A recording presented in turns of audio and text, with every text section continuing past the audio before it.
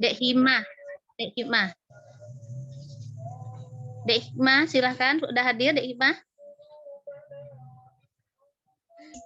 Himah ya, Dek Himah. Ya, silahkan Dek Himah. Baca doa.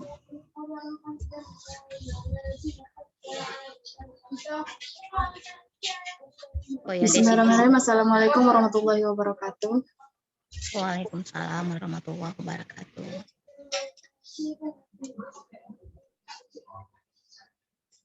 A'udzu billahi minasyaitonir rajim. Bismillahirrahmanirrahim. Hamdan syakirin, hamdan na'imin, hamdan yafi ni'amahu wa yukafi mazidah. Ya Rabbana lakal hamdu kama yanbaghi li jalali wajhika wa 'azimi sultanik. Allahumma inna nas'aluka salamatan fid din wa afiatan fil jasad wa ziyadatan fil ilmi wa barakatan fil rizqi wa taubatan qabla al maut wa rahmatan 'inda al maut wa maghfiratan ba'da al maut. Allahumma hawwin 'alaina fi sakaratil maut wa najatan minan nari wal afwa 'inda al hisab. Rabbil fir lana dzunubana wa liwalidayna warhamhuma kama rabbayana shighara wa li jami'il muslimina wal muslimat wal mu'minina wal mu'minat al ahya'i minhum wal amwat innaka 'ala kulli syai'in qadir. Qulillahumma malikal mulki tu'til mulka man tasha wa tanzi'ul mulka mimman tasha wa tu'izzu man tasha wa tudhillu man tasha biyadikal khair innaka 'ala kulli syai'in qadir. Tulijul laila fin nahari wa tulijun nahara fil lail wa tukhrijul hayya minal mayyiti wa tukhrijul mayyita minal hayyi wa tarzuqu man tasha'u bighairi hisab. Allahumma inna hadha iqbaluna halik wa iqbalu lailik wa aswatu du'atik faghfir lana. Allahumma innaka ta'lamu anna hadhihi al-qulub qad ijtama'at ala mahabbatik wa taqat ala ta'atik wa tawahadat ala da'watik wa tawa'adat ala nushrati syari'atik. Watikillahumma rabitataha wa adimitaha wa biha subulaha wa ma'ha binurika alladhi la yakhbu wa syurasuduruha bifaidil imani bik wa jamilit tawakkuli alaik wa ahya bima'rifatik wa amitha ala syahadati fi sabilik innaka ni'mal maula wa ni'mal nasir. Allahumma amin wa sallillahumma ala sayyidina Muhammad. Rabbana atina fid dunya hasanah wa fil akhirati hasanah wa qina azabannar. Subhana rabbika rabbil izzati amma yasifun wa salamun alal mursalin walhamdulillahi rabbil alamin. Walhamdulillahirabbil alamin. Mohon maaf sebelumnya ibu-ibu uni-uni audionya yang belum di-unmute, tolong di-unmute. Mohon maaf ibu-ibu. Nah, terima kasih agar lancarnya ya informasi yang akan kita dengarkan nantinya. Jadi tolong bagi ibu-ibu, uni-uni, adik-adik semuanya audionya di-unmute-kan gitu. Terima kasih kepada Dek Siti Nur Hikmah yang sudah membacakan doa. Sebelum kita masuk ke kegiatan yang akan dipaparkan oleh pemateri kita, mungkin ibu-ibu, uni-uni, dan adik-adik sudah tahu siapa pemateri kita, tetapi alangkah baiknya dan eloknya saya akan coba bacakan daftar riwayat atau CV dari pemateri kita yang sudah berhadir hari ini. Nama lengkap, yaitunya Unilenggo Geni Esos MM, ya, tempat lahir Jakarta 19 Desember 1977, alamat tempat tinggal Geria Garisma Permai 3 Blok G16 KB dalam Parakaraca, Kubu ya, dalam Parakaraca. Terus nomor HP 0813 7463 9476. Status menikah dan memiliki 3 putra. Pendidikan yaitu S1 dan S2. S2-nya jurusannya Manajemen Sumber Daya Manusia, Fakultas Ekonomi Universitas Andalas, Padang. Aktivitas yang dilakukan itu ada beberapa bidang yang digeluti oleh pemateri kita, itu bidang pendidikan, bidang kajian disabilitas, dan bidang sumber daya manusia. Cuman satu persatu saja untuk mempersingkat waktu. Mohon izin ya, Nigeni ya, mewakili saja aktivitas yang ada digeluti ini kalau dilihat dari CV-nya, Masya Allah luar biasa pengalamannya, aktivitasnya gitu banyak. Cuman mencoba bacakan bidang pendidikan itu pendiri dan penanggung jawab PAUD Islam Ahlul Quran Padang, dosen luar biasa PG PAUD Azkia Padang, pendiri dan penanggung jawab SDIT Baitur Rahim, Parit Putus Agam Bukit Tinggi ya nih. Ya. Ya. Terus bidang kajian disabilitas. Nah, itu konsultan riset himpunan wanita disabilitas Indonesia, HWDI Sumbar, konsultan rumah gadang apa nih Padang ini. Iya ya. Ya, itu peneliti ahli perkumpulan penyandang disabilitas, Masya Allah luar biasa. Terus bidang sumber daya manusia itu aktif dari tahun 2018 sampai sekarang, itu bidang SDM Persaudaraan Muslimah Kota Padang. Narasumber eksis itu di Beranda Perempuan. Terus pemateri sekolah Ibu Salimah Terpadu atau Sister, pemateri sekolah Pranikah Salimah atau Serasi. Masya Allah luar biasa ya CV dari pemateri kita. Tentunya sudah banyak pengalaman beliau dan akan sinkron dengan apa yang akan diberikan pencerahan bagi kita nantinya gitu. Kita sama-sama mengetahui kalau kita lihat dari judul yang kita angkat hari ini, yaitunya kelelahan sosial di masa pandemi dalam pandangan Islam. Nah, kita sama-sama mengetahui ketika kita dilanda pandemi atau COVID-19 lebih kurang 2 tahun atau setahun lebih ya Uni, itu berasa asing gitu ya, berasa asing sama kita gitu. Bagaimana kita menghadapi pandemi hari ini, bahkan berpengaruh kepada lini kehidupan, baik itu bidang ekonomi, pendidikan, sosial. Nah, di bidang sosial ini yang akan kita bicarakan hari ini, yaitu perubahan sosial. Untuk itu mempersingkat waktu, dipersilakan kepada pemateri untuk memberikan penjelasan. Silakan Uni Geni. Jasakillah Umi Weti atas introduksinya. Sebenarnya CV-nya nggak panjang banget, cuman saya bikin panjang biar biasa aja sebenarnya, nggak seheboh itu. Oke, ini saya dapat warning dari internet katanya bandwidth saya rendah. Mudah-mudahan tidak ada masalah nanti ya ketika saya memberikan paparan. Oke, sebelumnya saya buka dulu ya. Bismillahirrahmanirrahim. Assalamualaikum warahmatullahi wabarakatuh. Alhamdulillahilazi arsala rasulahu bil huda wa dinil haq liyuzhirahu 'ala dini kulli wa kafa billahi. Asyhadu alla ilaha illallah wahdahu la syarikalah wa asyhadu anna Muhammadan abduhu wa rasuluhu la nabiyya ba'dah. Oke, terima kasih kepada bidang dakwah di Salimah yang sudah kasih kesempatan saya hari ini untuk mengisi kajian. Mungkin perlu diketahui oleh kawan-kawan, saya background-nya bukan dai ya, bukan ustazah yang punya pengetahuan agama yang mumpuni, bukan orang yang belajar syariat. Basic saya sebenarnya S1-nya adalah bidang sosial, S2-nya bidang sumber daya manusia. Jadi di sini yang kita bahas adalah tentang perspektif sosialnya, gitu. Jadi bukan perspektif sosial yang dikaitkan dengan Islam. Karena bagaimanapun kan kalau kita bicara tentang ilmu masyarakatan, ilmu sosial, itu insya Allah di Quran lengkap dalilnya. Yang juga saya di sini walaupun bahas pandemi, nggak bahas kesehatan, karena memang background-nya bukan orang kesehatan, dan tidak membahas masalah political will-nya, maksudnya apakah yang kebijakan-kebijakan yang pemerintah harus lakukan, karena memang lagi-lagi tidak di situ pembahasannya, tapi kita membahas masalah patologi sosialnya gitu loh, maksudnya apa sih fenomena yang terjadi di masyarakat, apa sih dampaknya dengan adanya pandemi ini. Mungkin langsung aja kita masuk ya ke materinya. Seperti yang teman-teman sudah tahu, saya kasih slide ya biar enak. Apakah terlihat slide-nya? Oke.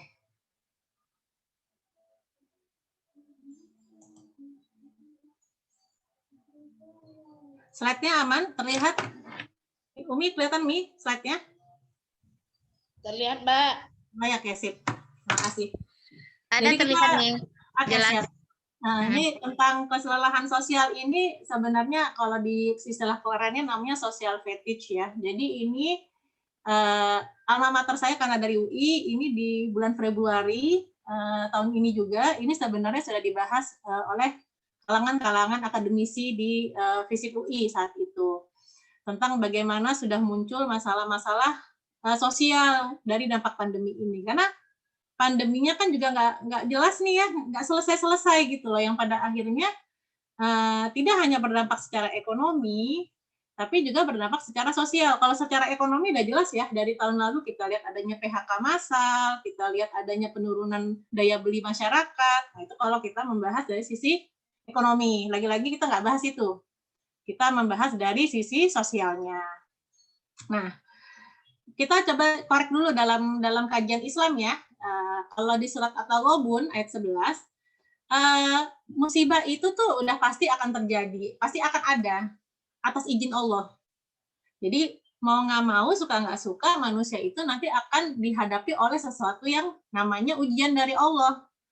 Nah, sebenarnya ini kalau kita Muslim, cara kita menyikapi musibah itu adalah dengan menganggap bahwa semua itu takdir Allah dan datangnya dari Allah. Jadi kalau kita beriman, kita percaya adanya iman terhadap takdir, apapun yang terjadi di muka bumi, seharusnya kita sedang mengimaninya sebagai satu cobaan atau ujian yang memang Allah berikan kepada umat manusia. Jadi sebagai manusia, untuk secara psikologis, agar psikologis kita lebih sehat menghadapi suatu permasalahan yang terjadi seperti saat ini adalah kita kembalikan semuanya kepada Allah.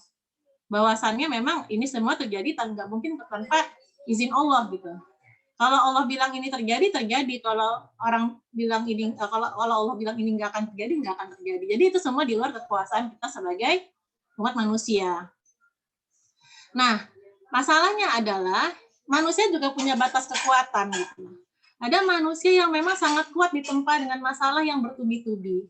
Ada yang seperti itu, tapi tidak semua juga. Banyak juga manusia yang mereka sudah pada batas titik klimaks menerima segala cobaan ini, merasa tidak sanggup, tidak kuat. Nah, ini yang kita bilang fenomena kelelahan sosial. Jadi kelelahan sosial ini itu ditandai dengan dua ciri. Pertama, kalau kita sudah nggak punya lagi motivasi untuk bertahan, kita merasa kita udah give up ya. Kita ngerasa kita udah nggak ada lagi lah alasan kita untuk ini, untuk untuk bertahan dalam situasi seperti ini yang pada akhirnya kita menghilangkan kepatuhan kita pada aturan. Misalnya kayak gini yang sederhana. Udahlah, ngapain nggak pakai masker lah. Percuma juga, COVID-nya nggak turun-turun kok. Ngapain sih pakai masker lama-lama? Kapan sih harus pakai masker? Kita udah ngerasa kayak usaha kita apapun udah sia-sia gitu loh. Kita ngerasa kayak, padahal saya sudah mengikuti segala petunjuknya, kok kena juga gitu, kok kita tertular juga, atau enggak, kok pandeminya nggak selesai-selesai, pandeminya nggak pergi-pergi gitu. Nah, ini yang menjadi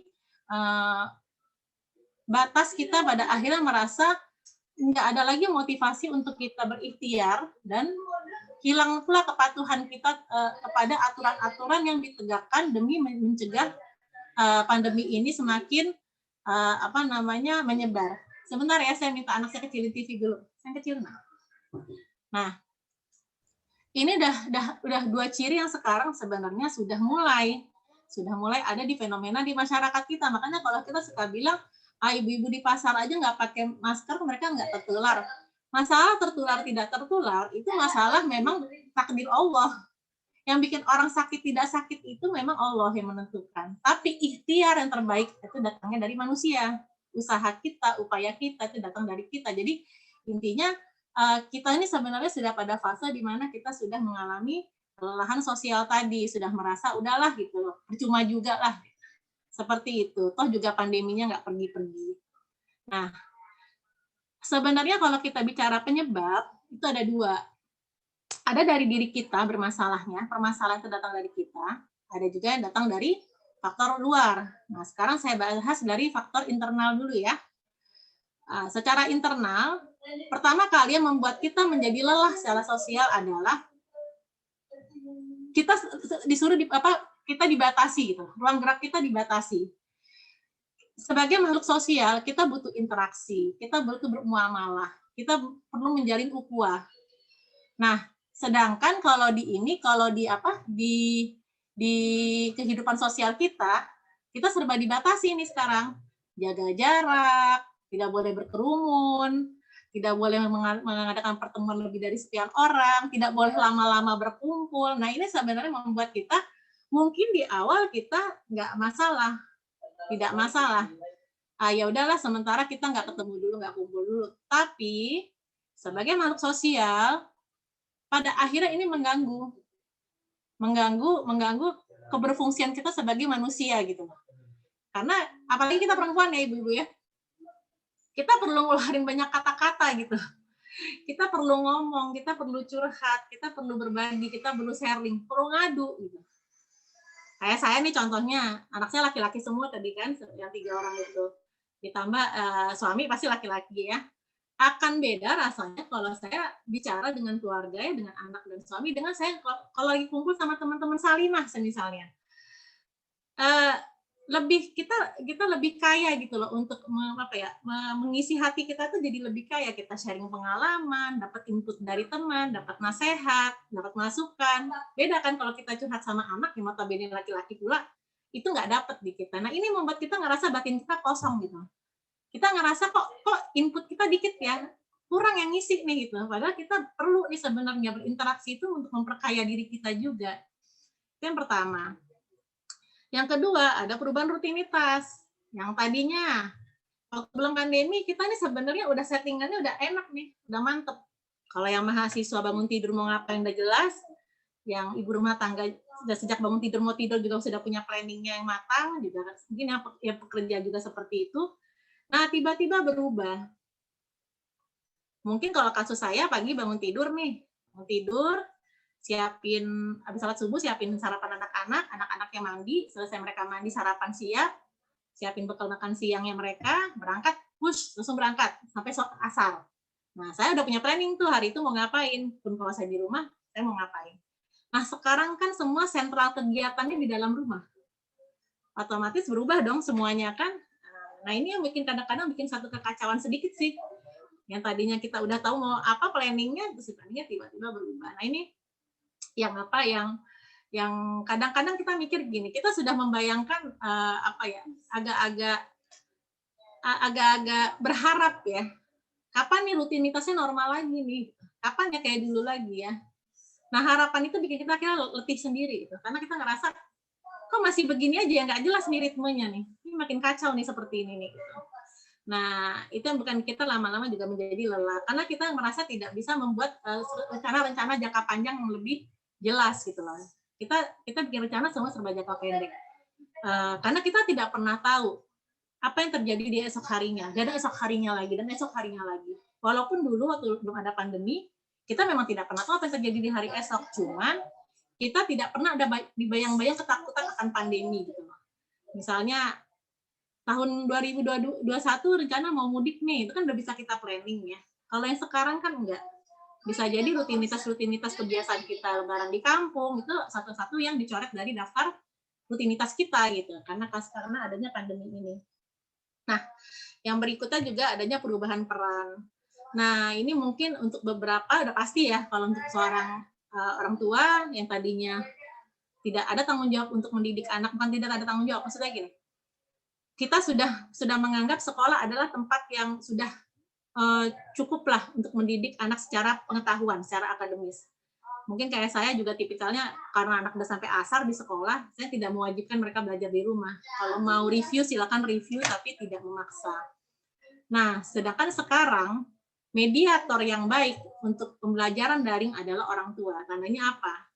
Di sini kita ada perubahan peran. Ada pergeseran tanggung jawab. Yang tadinya 100% di guru, sekarang kita berbagi dengan orang tua. Nah, ini yang kadang-kadang bikin kita capek. Yang bikin kita lelah ini gini, peran-peran ini kadang-kadang kita nggak paham juga gitu. Kita tidak memahami peran ini gitu. Kita merasa bukan bidang kita gitu. Bayangkan mungkin kayak saya basicnya sosial, pertanyaan anak saya biologi semisal, itu membuat kita harus ekstra belajar lagi. ekstra mencari tahu lagi. Nah, ini yang membuat kita lama-lama ngerasa kayaknya udah otak kita juga sudah penuh gitu loh. Ada peran-peran tambahan di luar ekspektasi kita yang tadi kita berpikir kita sudah mengkerucut ya, peran kita sudah kita minimalisir ya, sebagai istri, sebagai ibu, sebagai anak, sebagai pekerja. Misalnya apa? Pekerja sebagai dosen, anggaplah. Tiba-tiba tidak hanya mahasiswa yang kita urusin. Anak kita pun kita harus pikirin gitu loh, mata pelajarannya. Tidak hanya mata kuliah kita di kampus, tapi juga mata pelajaran anak kita. Yang pada akhirnya itu yang membuat kita sepertinya seperti penuh gitu. Antara akal dan perasaan itu mesti dijaga terus moodnya agar kenapa? Agar kita bisa memainkan peran kita dengan cantik gitu. Jangan sampai nanti malah bertabrakan, kitanya stres, anaknya jadi sumber kekesalan kita. Nah, ini yang kita harus antisipasi. Nah, yang terakhir ada namanya digital fatigue. Sama dengan kelelahan sosial, ada namanya kelelahan digital. Kelelahan digital ini kaitannya dengan apa? Mungkin di awal-awal anak kita waktu dikasih HP, dikasih komputer, belajar online sesuatu yang wow gitu ya, baru gitu, dan kayaknya seru-seruan aja. Wah seru nih, kita main-mainan Zoom gitu kan. Ada Google Classroom, ada Guest School, satu hal yang memang pada awalnya mungkin pengalaman baru yang menarik. Tapi ingat, teknologi itu pada dasarnya memang diciptakan hanya sebagai media, sebagai sarana. Tapi tidak bisa menggantikan peran kita sebagai seorang manusia. Kelelahan kita menghadapi benda yang bernama teknologi ini adalah karena dia terlalu pasif gitu. Walaupun saya dilihat nih di layar ya, saya ngomong nih menyampaikan sesuatu, tapi saya merasa human touch-nya kurang gitu. Akan berbeda kalau kita berhadapan langsung. Karena kenapa? Karena gini, kenapa teknologi itu tidak bisa menggantikan manusia? Karena manusia butuh ada sentuhan, butuh ada dorongan, butuh ada motivasi, butuh ada perhatian. Nah, itu nggak bisa, kita dibatasi oleh jarak dan layar. Itu yang, nah, kalau digital fatigue yang udah parah, udah pada fase di mana dia udah benar-benar muak menghadapi yang namanya teknologi. Bahkan sampai ada yang gangguan tidur, sampai ada yang gangguan gelisah ya, gangguan psikologis ya. Sampai dia gelisah karena ngerasa sudah di satu titik di mana digital ini tidak memberikan tidak memberikan makanan batin buat dia gitu loh. Dia seperti menghadapi robot. Nah, inilah salah satu contoh-contoh ya kelelahan sosial yang terjadi fenomenanya di sekitar kita. Mungkin teman-teman 1-2 mungkin udah ngerasa kayaknya saya udah mulai ngerasa kayak mengalami ini gitu. Nah, itu kan kita bicara yang internal ya. Kita tambah lagi sekarang bicara yang eksternal. Nah, kalau yang eksternal, itu kita bicara masalah policy, masalah kebijakan pada dasarnya. Kelemahannya adalah selama pandemi ini, tidak bermaksud mengkritik atau gimana ya, tapi ini fenomena yang ada, kita selalu minim sosialisasi sama kebijakan. Sehingga membuat kita lama-lama kesel juga gitu. Contoh paling gampang, yang kemarin semisal. PPKM ya. PPKM ini sebenarnya do and don'ts-nya apa sih? Yang boleh dan tidak bolehnya itu apa sih? Itu kan nggak jelas ya. Maksudnya sampai mana batas tidak bolehnya? Batas tidak boleh sampai mana? Tidak boleh jualan. Tidak boleh jualan itu yang macam mana gitu. Sampai jam berapa? Nah, ini kadang-kadang kasihan juga kita lihat, kadang-kadang pedagang kecil kena denda, kena angkut barangnya. Karena minim sosialisasi. Bukan karena mereka mau melanggar, enggak. Karena memang mereka enggak tahu, mereka tuh rutinitasnya seperti itu. Nah, ini yang bikin kita akhirnya lelah gitu loh. Kita merasa sebagai warga negara ini sebagai warga negara yang hidup dalam ketidakpastian. Itu yang mungkin menjadi kelelahan kita gitu. Nah, itu kita butuh sosialisasi kebijakan. Sama halnya dengan kemarin ya, ketika PPKM diperpanjang, PPKM selesai tanggal 20 seingat saya. Setahu saya 21 itu harusnya udah enggak gitu. Tapi justru perpanjangan itu saya dapat suratnya jam 5.30 pagi di tanggal 21-nya. Seandainya itu sudah dicanangkan jauh-jauh hari, mungkin saya lebih siap gitu loh. Dan ternyata apa daya, murid-murid saya taunya tanggal 21 itu udah masuk. Dan terpaksa kita ladenin walaupun hanya untuk mengambil tugas. Nah, ini yang kadang-kadang bikin kita jadi kayak terombang-ambing gitu kan. Yang berikutnya, masalah inkonsistensi penerapan aturan. Nah, ini sering sekali nih. Misalnya kayak, kok selebgram boleh adain perhelatan pernikahan, tapi orang yang nikah di rumah, tendanya dibongkar. Ini mungkin kita lama-lama jadi akhirnya capek sendiri kan melihatnya kan, kayak udah langgar aja lah aturannya lah. Itu boleh, ini nggak boleh kok. Itu yang saya alamin juga. Jadi saya selalu tiap tahunnya akan mendapat pertanyaan dari orang tua seperti ini. Bun, kok sekolahnya online? Di TK sana buka loh, Bun. TK sana buka aja dari tahun lalu itu selalu begitu. Selalu begitu. Sekarang permasalahannya adalah, apakah mentang-mentang TK lain buka di saat udah ada pembatasan, dibenarkan untuk saya juga membuka? Enggak. Justru itu pelanggaran. Perkara mendidik itu bukan masalah kita harus belajar di sekolah, bukan itu. Perkara mendidik adalah kita jadi teladan. Kita jadi teladan buat orang-orang di sekitar kita, buat lingkungan sekitar kita. Kalau aturannya nggak boleh, nggak boleh. Nah, ini yang kata kuncinya, kita kurang teladan gitu loh. Di lingkungan kita ini kita kurang teladan. Bahkan lembaga pendidikan banyak juga yang melanggar.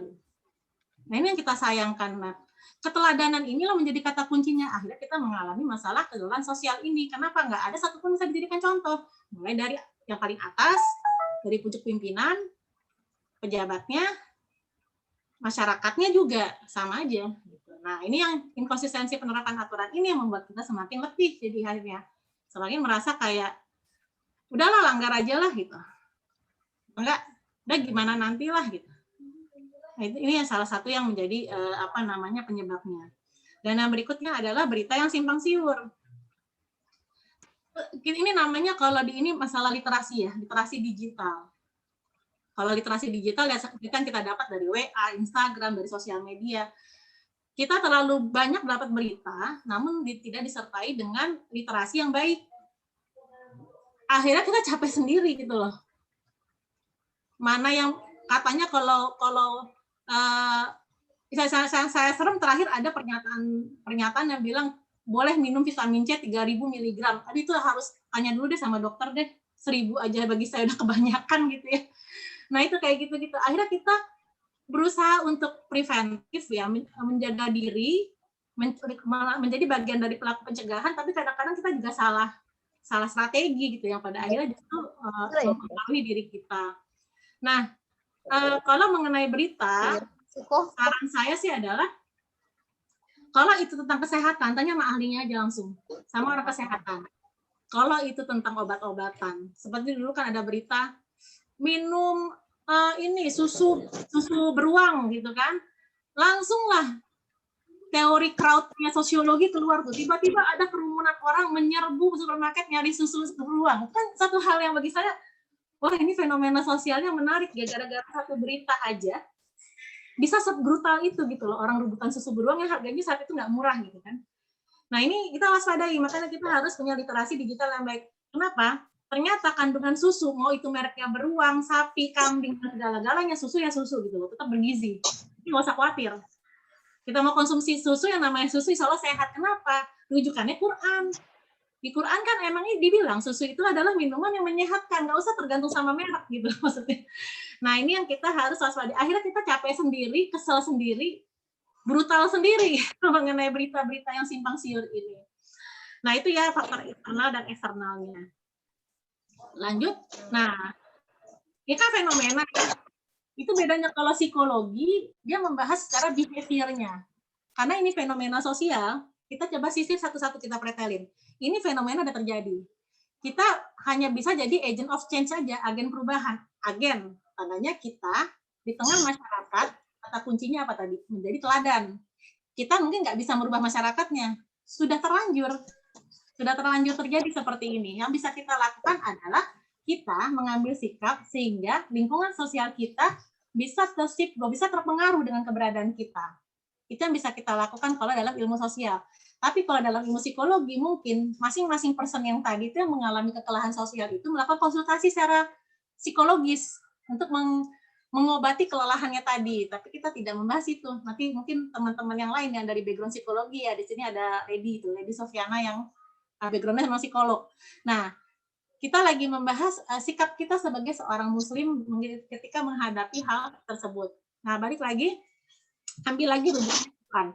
Kalau kita bicara berita simpang siur, satu-satunya sumber literasi yang tidak pernah simpang siur dan itu sangat akurat adalah Al-Quran. Jadi kalau semisal teman-teman menghadapi pandemi seperti ini, balik lagi aja ke Al-Quran. Itu insya Allah no hoax, bukan insya Allah, udah pasti, 100% absolut.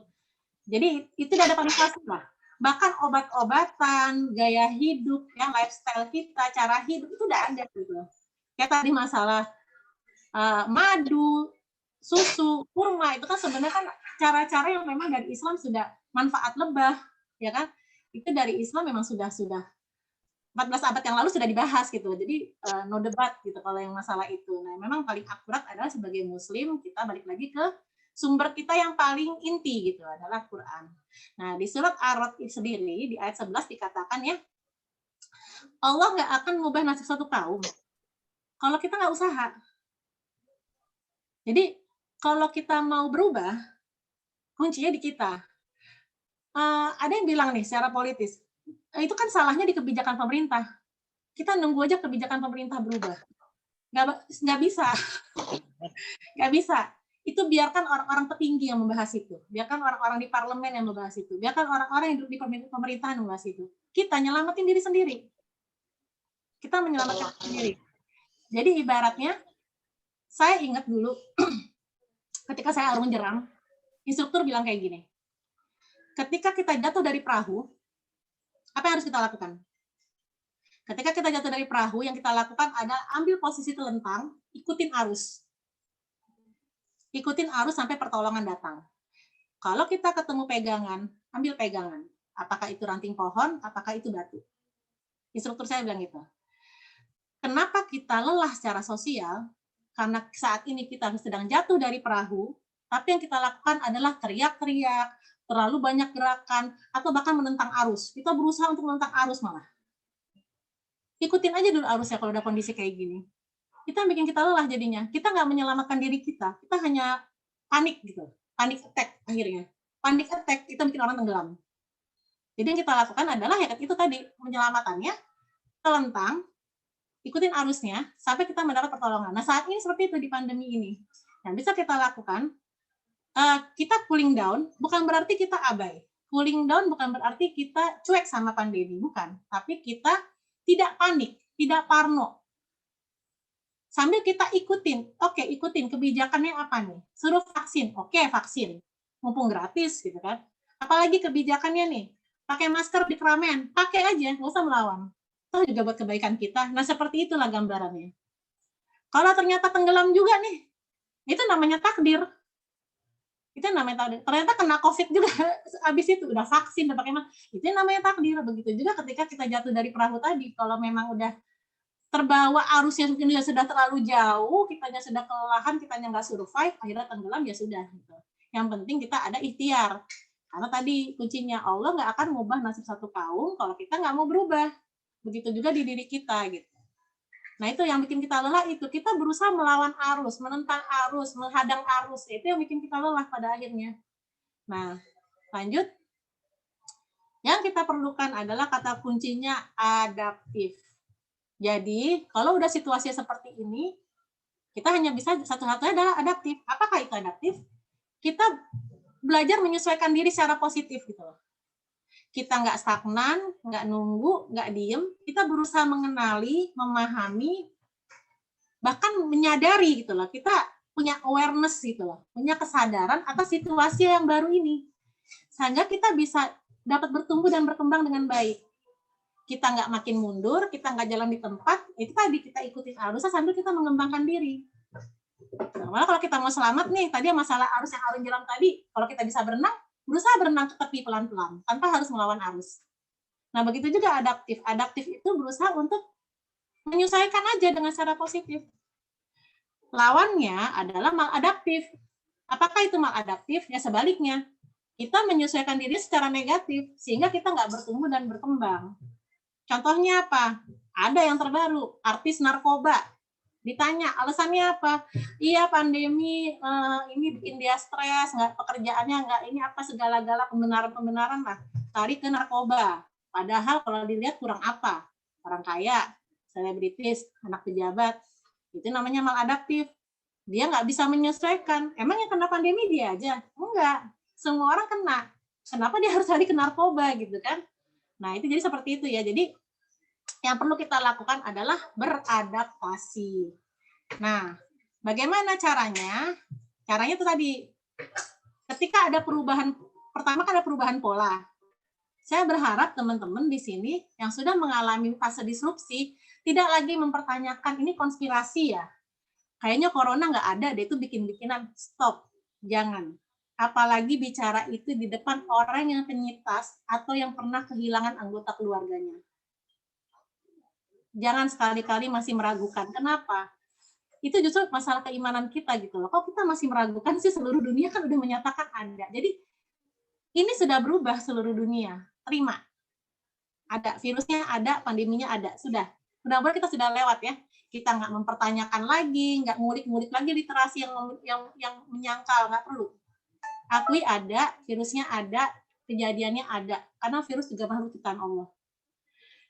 Kita mengalami fase kebingungan dan ketidakpastian. Nah, saya berharap juga, ini kan di fase di kelelahan tadi ya, teman-teman yang udah masih mengalami kebingungan, ketidakpastian, saya pernah. Yang kasus kemarin lah, untungnya saya udah lebih enjoy. Ketika sampai jam 5 sore, tidak ada kepastian nih PPKM diperpanjang apa enggak. Sedangkan yang saya kelola PAUD. Anak PAUD di 8 malam tuh udah tidur. Kalau saya mau bilang besok ada sekolah, ibunya harus mempersiapkan dong sebelum Isya. Jam 5 sore kita tunggu, tidak ada pengumuman. Akhirnya sepakati dengan guru-guru, oke, kita umumkan sebelum maghrib, kalau insya Allah PPKM kayaknya berhenti sampai di sini. Besok kita bisa tatap muka. Kita umumkan ke orang tua seneng dong. Wah, besok ke sekolah.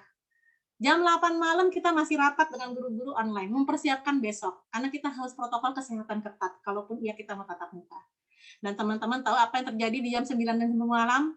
Dari pusat menyatakan PPKM di Padang diperpanjang. Kalau dulu tuh saya asli ngamuk gitu. Kesel banget itu tuh. Karena ya Allah gitu kan, kok semudah ini sih membuat orang bingung, serba tidak pasti begini. Cuma sekarang saya lebih cooling down sama teman-teman. Lebih cooling down, oke. Tandanya yang tidak akan hadir karena mematuhi surat, kita persilahkan di rumah, nanti kita kirim bahannya lewat Gojek. Yang anaknya sudah keburu dijanjikan, silakan ke sekolah, jadi sekalian ngambil tugas. Akhirnya kita belajar untuk adjusting gitu, untuk menyesuaikan diri.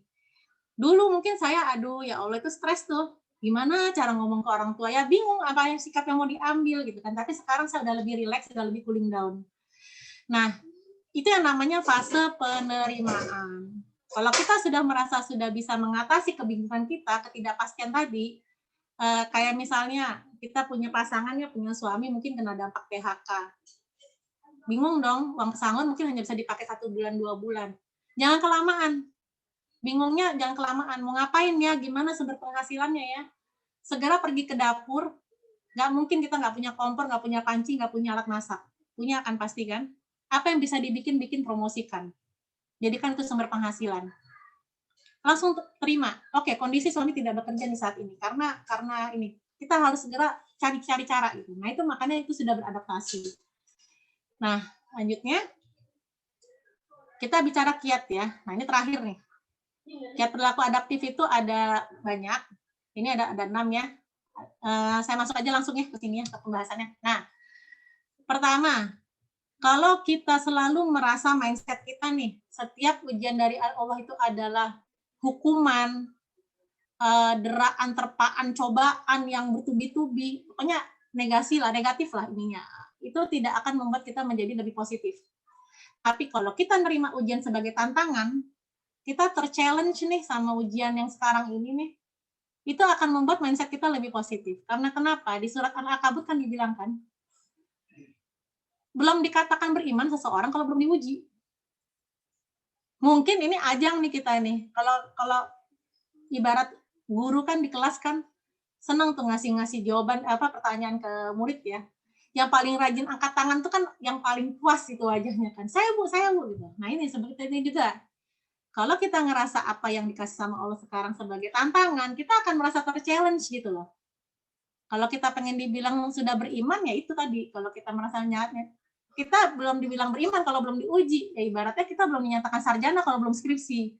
Kita belum dinyatakan tamatan SMA kalau belum ikut ujian SMA gitu kan. Belum dinyatakan naik kelas kalau nggak ujian akhir. Nah seperti itulah ujian kita sekarang. Jadi kiatnya adalah kita rasakan itu sebagai tantangan aja gitu. Jangan terlalu merasa kayak ini hukuman. Oke lah, mungkin bisa jadi ini azab. Bisa jadi. Tapi kan kalau kita dapat azab, satu-satunya jalan untuk umat muslim kan bertobat dan bermuhasabah gitu kan, mengakui kesalahan kita dan kita berjanji nggak mengulangi lagi. Nah itu sebagai tantangan gitu loh, biar keimanan kita jauh lebih baik lagi. Nah yang berikutnya berprasangka baik. Berprasangka baik nih, kenapa saya kasih gambar ini ya? Ini saya paling kasihan nih sama kawan-kawan kita yang lagi fisabilillah ini dengan tenaga kesehatan ya. Kita jangan lagi membuat berita-berita ini yang bikin secara sosial jadi malah rusak nih tatanan sosial. Yang justru malah menjurus pada prejudis, pada prasangka. Semisal gini, nggak usah ke rumah sakit lah, nanti di COVID-COVID-in. Kadang-kadang tuh saran-saran yang salah ya. Nanti kita ketemu teman kita sakit. Jangan mau di-swab nanti di COVID-COVID. Jangan-jangan beneran COVID loh. Dan dia sudah membahayakan nyawa orang-orang di rumah dia kalau dia nggak diperiksa. Nah itu kadang-kadang gitu, ini kan biar insentifnya turun nih, makanya di COVID-in atau nggak terima misalnya kita punya saudara meninggalnya bukan karena COVID, ternyata dia COVID, meninggalnya bukan karena COVID tapi pemakamannya ala COVID, terus kita pengen lagi bongkar makamnya, nggak perlu, tanya sama ahli fikih, dia itu nggak perlu kayak gitu. Mau dimakamkan ulang, mau dimandikan, itu nggak perlu. Kenapa? Kita kayak dalam kondisi perang sebenarnya. Saya punya om yang dia memang ada gula darah, tapi meninggalnya ala COVID karena hasil swabnya belum keluar. Dan ternyata hasil swabnya keluar besoknya, ternyata alhamdulillah dia negatif. Tapi sudah dikuburkan secara protokol COVID, ya sudah, kita berprasangka baik aja. Kita berprasangka baik. Karena kita pikir juga, siapa sih yang mau kerja kayak begini gitu. Kalau saya mungkin nggak kuat ya. Dia nggak enjoy nih orang-orang ini nih. Kawan-kawan kita di tenaga kesehatan nggak enjoy pakai pakaian seperti ini seharian, beresiko tertular, belum lagi meninggalkan keluarga. Jadi kalau menurut saya saat ini kita berprasangka baik, mungkin kita stop. Sampai kemarin juga ada yang saya sayangkan ya, misalnya kayak, yang meninggal cuma segini. Cuman itu angka. Bayangkan itu keluarga kita harusnya nggak terima. Mau satu orang pun kita nggak terima. Jadi jangan sampai kita merasa kayak menggampangkan gitu. Kematiannya rendah kok, nggak banyak. Nggak usah terlalu inilah, lebay lah. Loh, kalau perlu 0 kematiannya karena ini. Bayangkan itu kita berempati. Nah, memang kita lagi krisis empati nih sekarang nih. Itu yang bikin kita jadi saya kadang-kadang suka sedih baca-baca komen di sosmed atau apa. Emang kita kadang-kadang kurang empati gitu loh. Hal-hal yang paling kecil juga, teman-teman pastikan kalau mau posting sesuatu, kita posting makanan nih, pastikan di daftar kontak nama teman kita tidak ada yang sedang kelaparan karena terdampak pandemi. Kita mau posting jalan-jalan, pastikan tidak ada yang lagi isolasi mandiri. Coba bangun empatinya gitu loh. Jangan sampai kita kompak yuk, kita kompak aja. Kalau misalnya pengen cepat nih pandeminya berlalu, yuk kita kompak sama-sama. Kita punya awareness yang sama, punya kepedulian yang sama, itu yang paling penting. Nah, berikutnya berorientasi solusi. Jadi usahakan ya, kalau kita melakukan sesuatu itu memang solusional gitu loh. Jadi karena Allah nggak akan membebani seseorang di luar kesanggupannya. Manusia itu pasti punya solusi. Karena kenapa? Kita punya akal. Itulah kelebihan umat manusia. Nah, jadinya kalau di Salimah nih kita ada nih ibaratnya seperti apa? Kita punya orang sekitar kita di komunitas kita ada yang memang kesusahan. Jangan lagi keluar kata-kata, dianya emang kurang kreatif aja, dianya males aja, dianya ini itu nggak solusi. Cari cara, cari jalan. Apa? Kalau dia lapar, apa yang bisa kita kasih dulu? Kenyangin dia dulu biar dia bisa mikir. Perut lapar nggak bisa ada ide. Itu masalahnya. Nah, kalau di kami di Salimah, ini teman-teman nanti bisa tanya juga ke Departemen Dakwah ya, kita ada seperti ini. Ini salah satu contoh dari sekian banyak kegiatan-kegiatan kita. Nah, kita menjadi bagian dari solusi tadi. Tadi kan di Ketua Salimah di pembukaan udah bilang ya di video profil kita. Jadi kan kita hadir sebagai solusi. Kalau kita hanya untuk sebagai orang yang senang mengungkit-ungkit masalah, sebaiknya kita tidak usah berkomentar. Karena percuma juga, orang nggak butuh pendapat kita. Ali bin Abi Thalib bilang gitu kan. Selanjutnya, fleksibel. Nah, fleksibel ini kita ambil di Al-Baqarah yang bisa jadi kamu menyukai sesuatu, tapi itu nggak baik buatmu menurut Allah. Bisa jadi kita nggak suka, tapi itu baik. Ini buat yang para gadis nih yang belum nikah, coba belajar fleksibel deh. Jangan sampai pernikahannya tertunda gara-gara pandemi. Kayak gini nih, PPKM nih ya. Saya tahu nih banyak yang kecewa. Banyak yang kecewa. Udah setting tenda, bayar catering, sewa pelaminan. Ternyata PPKM dong, nggak boleh. Coba fleksibel aja gitu loh. Makanan yang sudah dipesan, kotakin, bagiin. Undangan sudah dicetak, tulis yang kayak begini nih. Berhubungan dengan situasi dan kondisi yang kurang memungkinkan, maaf kita nggak jadi ngundang Bapak Ibu. Jadi kita jangan bertahan sama satu sikap. Bakareh-kareh kalau kata orang Minang tuh nggak usah lah. Situasinya memang nggak memungkinkan kok. Karena bisa jadi itu memang kita nggak suka ya. Kita kan punya dream wedding ya, punya pernikahan impian. Tapi ya sayangnya memang qadarullah takdir tidak memungkinkan gitu, situasi kondisi tidak memungkinkan. Jadi kita belajar untuk fleksibel. Ini teman-teman juga gitu. Jadi kalau semisal orang tua murid juga suka gitu tuh. Bagi mereka, mindset mereka belajar harus tatap muka. Ya kalau nggak memungkinkan mau gimana? Coba kita belajar fleksibel gitu. Tidak bisa tatap muka tapi ada cara lain. Gitu. Nah ini yang perlu kita kita pastikan. Terus ada juga pembelajar cepat. Pembelajar cepat ini, nah ini saya kasih contoh kasus ya.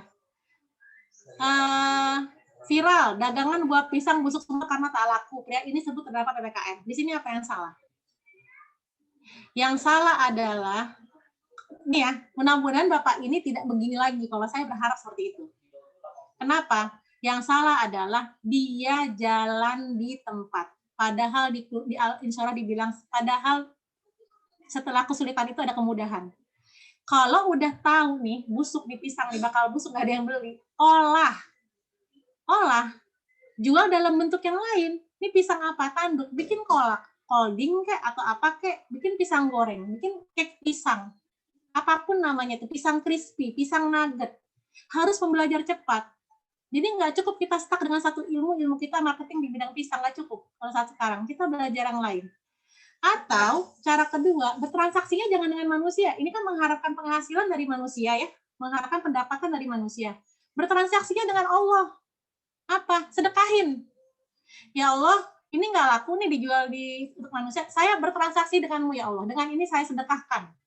Itu yang isolasi mandiri nih, kedapatan pisang kayak gini saya yakin senang banget. Karena kenapa? Kaliumnya banyak. Ini obat. Sebagai sumber gizi, sumber asupan yang baik gitu padahal. Nah ini yang saya sayangkan. Nah ini mungkin mudah-mudahan di kita nggak ada seperti ini ya. Jadi kalau sudah seperti ini, jadilah pembelajar cepat. Kalau memang nggak memungkinkan dengan satu cara, cari cara lain. Jualan ini bakal ini kan pisang kan itemnya nggak bakal seperti ini ya. Pasti kan bintik-bintik dulu ya. Ketika bintik-bintik itu cari solusinya cepetan gitu loh. Harus belajar cepat, jangan dibiarkan lama. Masih juga berharap ada yang beli. Kalaupun kita nggak tahu cara mengolah, ada bertransaksi saja sama Allah. Memang amal itu butuh ilmu. Mungkin ilmunya nggak sampai situ. Ya udah sedekah. Apakah sedekah bikin rugi? Enggak. Belum tahu aja kita. Jangan-jangan karena dia menghampiri orang-orang isolasi mandiri ya bagi-bagi pisang. Lapak pisangnya terkenal setelah ini. Karena dikenal dia sebagai tukang pisang yang dermawan kan. Nah, yang terakhir optimis dan sabar. Nah, ini apa namanya? Kita akan pasti diuji, tapi tenang. Allah bilang, kasih kabar gembira buat orang-orang yang sabar. Jadi sebenarnya kata kuncinya, kalau kita masih juga nggak sabar, kabar gembiranya juga nggak akan dapat. Itu korelasinya seperti ini. Jadi, ya udah. Apakah ini pasrah? Bukan. Ini tawakal. Kita tadi itu sebenarnya ini kan ajang uji keimanan ya. Kita udah merasa ini ya sudah dari Allah. Ini tantangan dari Allah. Manusia cuma bisa berikhtiar. Dan satu lagi bersabar. Jangan kalah nih yang anak kecil ini nih. Ini nih nggak hanya satunya, ada lagi berita satu lagi agak mirip. Nggak punya gadget buat daring, jualan, cari cara, optimis, gitu kan? Kemana nih orang dewasanya? Yang nggak usah dipikirin. Yang penting ini anak secara mental, walaupun dia tidak di sekolah di lembaga pendidikan saat ini, walaupun dia belajar di rumah, tapi pengalaman dia jauh lebih banyak daripada dia belajar di sekolah. Karena pengalaman hidup yang menerpa dia ya. Jadi dari ini sebenarnya kalau kita mau kulik lagi Quran saya yakin banyak. Belum lagi dari sisi kesehatan ya. Kalau kita bicara kesehatan itu sebagai bentuk amanah kita kepada Allah ya. Kita kan dikasih tubuh, emang harus dijaga. Nah itu ada lagi nanti itu pasalnya. Mungkin nanti orang kesehatan lebih bagus membahas. Nah jadi untuk sementara kita mengubah mindset aja dulu. Kalau saya pribadi lebih senang mikirnya gini. Ini pandeminya jangan berharap tahun ini selesai lah. Kenapa? Karena saya dalam posisi siaga 1 terus. Sama kayak teman-teman gini deh. Ketika dibilangin Sumatera Barat ring of fire, apa yang teman-teman lakukan? Waspada kan dalam hal membangun rumah kan, bangun rumahnya hati-hati, fondasinya diperbaikin, pakai belt, ininya kan tiang-tiangnya, bangunnya nggak sembarangan. Kalau bisa tahan gempa, itu kan satu bentuk ini kita kan, kesiagaan kita kan sebenarnya. Ya sama juga dengan pandemi ini gitu loh. Ketika kita dibilang kita rawan gempa, kayaknya orang Padang udah lebih adaptif deh sekarang. Udah nggak separno dulu waktu awal-awal kita dapat gempa besar kan, udah lebih kayaknya udah yang tadinya mungkin orang yang tadinya mencari rumah ke atas, sekarang juga yang di pinggir-pinggir pantai merasa nggak perlu pindah, asal tahu cara mitigasi bencananya. Begitu juga dengan pandemi ini gitu. Kalau kita tahu cara pencegahannya, ya tadi 5M misalnya kan, cuci tangan, apa segala, pakai masker, jaga jarak dan menghindari kerumunan segalanya, itu saya yakin kita dengan sendiri sudah terbentuk kesadaran komunitas gitu. Itu yang paling penting. Dan saya mengutip kata-kata yang di punya Salimah, saya ambil. Jadi daripada mengutuk kegelapan, lebih baik nyalakan lilin harapan. Karena kita nggak akan selesai kalau hanya bisa untuk mengeluh.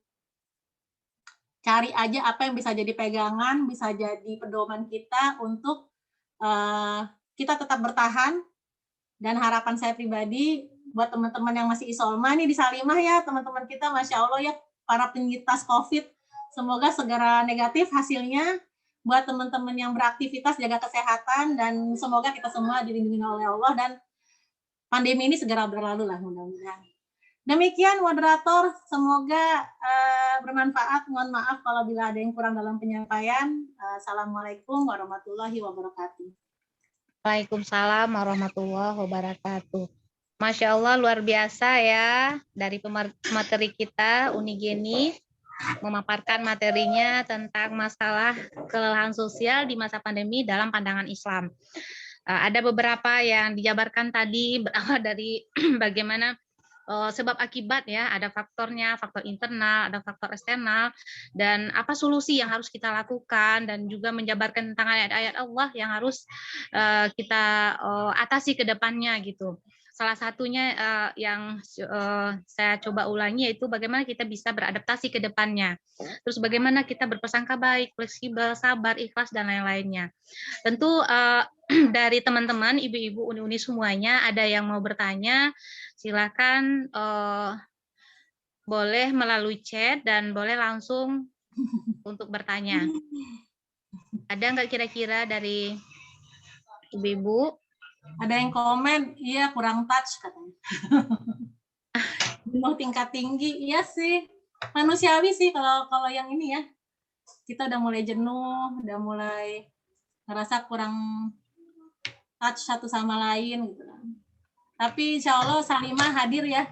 Ya nggak, Umi? Insya Allah. Jenuh, mungkin bisa nanti. Ya mulai ada tambahan, ada chat di ini, mulai jenuh dengan keadaan hari ini gitu ya. Yeah. Cuman yang kalau kita yang ibu-ibu atau adik-adik yang super power, tentu kita berinisiatif kreatif lah bagaimana kita bisa berpotensi yang bagus, terutama untuk keluarga inti kita gitu, dan kita berfaedah untuk yang lain. Nah salah satunya ya media ini yang harus kita fungsikan gitu. Nah kayak ibu-ibu, adik-adik, uni-uni semuanya bisa juga menambah wawasannya. Salah satu mendengar kajian-kajian yang disebutkan oleh Salimah gitu. Saya kira ada enggak ibu-ibu yang mau bertanya, adik-adik? Tinggal eksekusinya aja sih Umi sebenarnya, kalau tema ini. Iya. Tinggal eksekusi di lapangan. Oh iya. Oke. Ada chat dari... Oh iya, kasih penjelasannya bermanfaat ya, Sada. Oh sama-sama. Semoga ya. Oh sebagai IRT, iya. Kan sebagai IRT kok. Sama-sama kejenuhan ini ya fungsi. Jadi kalau kita seorang ibu nih kebayang folder di kepala kita tuh jadi banyak ya. Jadi perannya jadi nambah. tiba-tiba jadi gurunya nggak satu lagi, kayak saya SD, SMP, SMA. Jadi di sini file pelajaran SD, pelajaran SMA.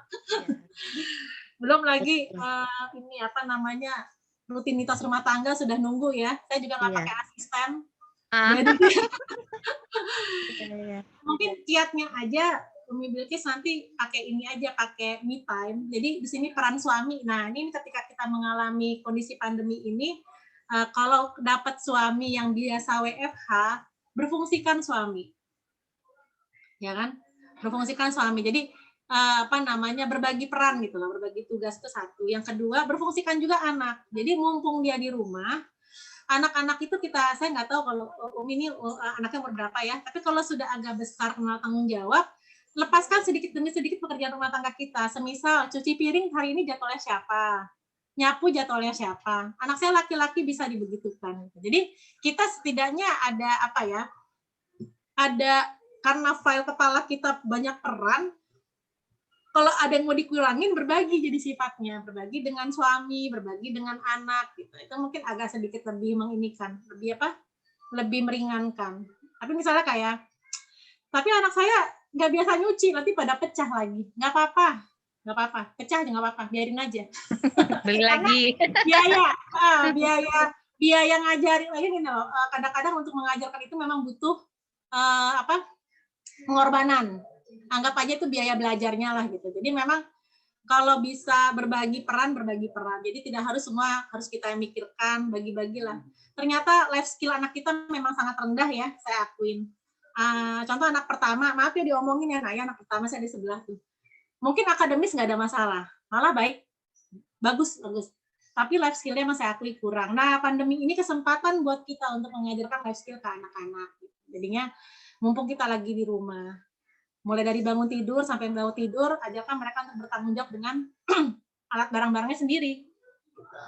Nah, itu mudah-mudahan bisa mengurangi sedikit kelelahan kita di rumah. Itu paling, Umi. Semoga lah pandeminya segera berlalu. Itu aja, Umi. Iya. Mudah-mudahan bisa ini ya. Umi Bilkis tadi bertanya tuh tanggapan di chat. Jadi walaupun kita ibu rumah tangga gitu kan, tentu ada kejenuhan, termasuk Umi Peti pribadi ya, memang ada gitu kan, ada jenuh, kelelahan, cuma bagaimana kita mensiasatinya. Nah, salah satu tadi dipaparkan oleh Uni Geni, kita berbagi peran dengan anak-anak kita gitu ya, atau dengan suami gitu, kalau ada anak ya yang udah bisa kita berbagi gitu. Ada lagi teman-teman, ibu-ibu yang mau bertanya? Ada di chat, kalau misalnya kita punya komunitas ya di komplek, ada nggak mau vaksin. Oh ya, ada. Karena itu babi ya. Oh ya. Iya, jangankan vaksin COVID, corona, vaksin umum aja kadang masih jadi perdebatan ya. Jadi gini caranya, saya mau sharing sedikit tentang vaksin ya, sharing sedikit aja. Jadi alhamdulillah qadarullah pernah merasakan tinggal di luar lah, di Jerman. Di Jerman itu vaksin wajibnya ampun-ampun, sampai dikejar ke rumah pakai polisi kalau kita nggak mau vaksin. Karena saya ngalamin, jadi si dokternya lupa input kalau anak kita ada vaksin, dan ternyata dapat surat peringatan 1, anak Anda belum vaksin. Terus kita kasih ke dokter, kita bilang, oh ya maaf saya ngelupa katanya. Itu kalau misalnya sampai peringatan 2 saya nggak ada kartu vaksin, itu nanti disamperin. Kartunya kan kartu WHO, disamperin sama polisi, jemput paksa. Nah, jadi ketika itu pernah ada perdebatan mengenai vaksin begini. Itu konspirasi justru melemahkan ini ya. Sekarang saya kasih tahu ya, ini sebagai pengetahuan aja. Kalau itu konspirasi melemahkan kita, melemahkan anak-anak kita, melemahkan kita sebagai umat manusia, di luar negeri itu wajib. Harusnya mereka dulu yang udah lemah duluan. Nah, permasalahannya kok malah mereka sehat gitu loh. Rumah sakit mereka sepi gitu kan. Mereka tuh rumah sakitnya benar-benar kosong. Karena saya pernah melahirkan, saya sampai bingung. Ini rumah sakit kok nggak ada orang sakit ya di sini ya. Jadinya harusnya mereka lebih dulu yang sakit gitu loh. Harusnya mereka lebih dulu yang punya daya tahan tubuh yang lemah. Nah, itu satu yang mengenai konspirasi. Yang kedua mengenai babi. Tidak bisa mengenai masalah farmakologi ini saya nggak paham. Tapi intinya yang mengesahkan halal tidak halal pada akhirnya adalah MUI. jika kalau MUI mengatakan memang tidak halal, tidak diperkenankan, ya sebaiknya kita sebagai umat Islam tidak pakai. Tapi kalau MUI sudah menyatakan silakan karena sudah dinyatakan halal, kita yang cukup ikutin aja itu. Ikutin fatwa. Karena itu tadi balik lagi, ketika saya di Jerman, saya nggak sempat nanya halal. Karena udah menjadi satu bentuk kedaruratan. Itu seperti itu. Jadi udah nggak bisa lagi saya nanya, apakah saya memasukkan sesuatu yang haram ke anak saya karena saya tidak concern sama masalah syariah? Sangat concern. Tapi ada nama pasal yang namanya darurat. Di mana di situ ada peraturan, gitu loh. Peraturannya seperti itu. Nah, balik lagi ketika MUI sudah menyatakan halal, ya udah kita ikutin aja MUI.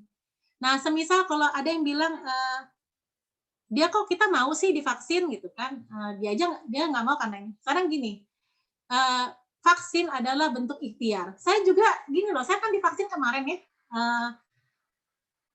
Saya ngerasa kayak gini, belum mati mikir ini efisien nggak sih sebenarnya ini vaksin ini gitu loh.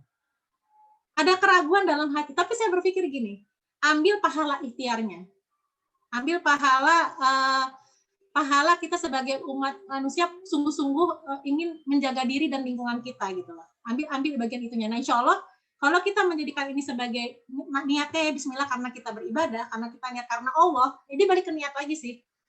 Ya silahkan. Tapi buat yang tidak mau, memang butuh edukasi sebenarnya. Tidak hanya corona sih kalau kata saya, kadang-kadang banyak juga kok yang anaknya benar-benar nggak divaksin apapun gitu, karena percaya dengan pertahanan diri.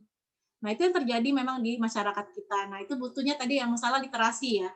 Literasi kesehatan kita memang sangat rendah karena apa tadi? Mungkin petugas kesehatannya kurang keliling, kurang mengedukasi. Kalau di Jakarta saya dengar sih sekarang puskesmas kelurahannya tuh keliling mengedukasi masyarakat dari rumah ke rumah. Makanya dia tingkat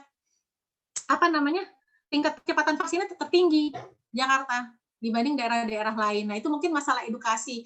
Cuman kalau kita nanti mau mensosialisasikan tetangga kita, bilang aja ini sebagai salah satu ya, tidak semua, salah satu bentuk ikhtiar kita untuk menjaga diri dan keluarga dan lingkungan.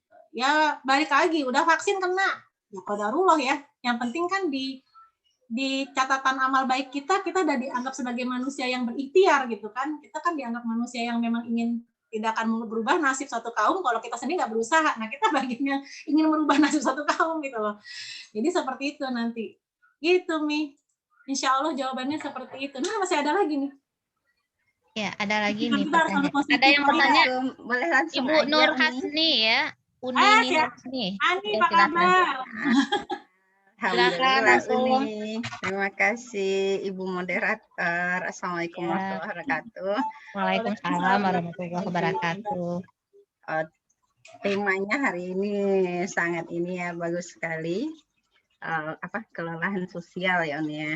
Kalau Ani pribadi sih sebenarnya gimana ya, enggak sejak merumahkan diri itu kayaknya kepanikan itu udah awal-awal sih stres surat. Tapi akhirnya ya seperti teori-teori sosial itu kan akhirnya bisa cool down lah gitu. Udah mulai bisa terima. Cuman kan persoalan sekarang yang membuat entah itu kepanikan sosial atau apa itu bukan terhadap persoalan diri sendiri gitu. Artinya di sini sebagai ibu ya dari anak yang ya usia PAUD SD gitu kan. Kita melihat ada fase-fase anak di mana dia memang harus bersama kita, terus di mana dia juga butuh lingkungan sosial. Nah, kalau ini sih tujuannya menyekolahkan anak TK PAUD itu lebih kepada untuk bagaimana dia nanti mengasah kecerdasan sosialnya di tengah masyarakat. Itu sih, jadi kepanikan saat ini itu lebih kepada gimana ya, bukan tidak terima atau apa gitu tentang situasi COVID ya. Kita peduli dan kita yakin COVID itu ada, walaupun dibarengi dengan banyaknya informasi bahwa adanya konspirasi, adanya kepentingan politik yang memang kalau dengan kebijakan yang dikeluarkan di kita itu memang tidak bisa kita pungkiri.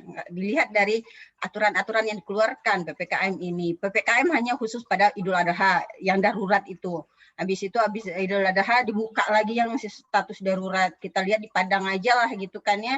Itu nggak tahu ini PPKM level 3 kah atau 4 kah, walau alam namanya diganti-ganti. Tapi sesudah Idul Adha kami sering keluar itu cuma di mobil aja, pantau situasi di Kota Padang gitu.